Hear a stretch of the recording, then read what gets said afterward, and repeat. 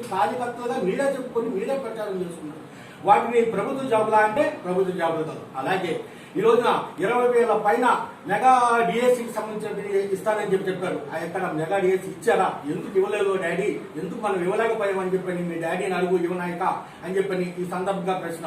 అంతేకాదు జగన్మోహన్ రెడ్డి గారు ఒక మాట అన్నారు, స్థానికంగా ఉన్నటువంటి పరిశ్రమల్లో 75% స్థానికులకే ఉద్యోగ ఉపాధి అవకాశాలు కల్పిస్తామని ఒక చట్టం చేశారు. ఆ చట్టం ఎక్కడికి పోయింది డాడీ అని చెప్పని మిస్టర్ ప్రణీత్ రెడ్డి మీ డాడీని అడగండి. అంతేకాదు కాంట్రాక్ట్ పనుల్లోనూ అలాగే ఇంకా సరఫరా కాంట్రాక్టుల్లోనూ 50% రిజర్వేషన్ మహిళలకు కల్పిస్తానని చెప్పారు.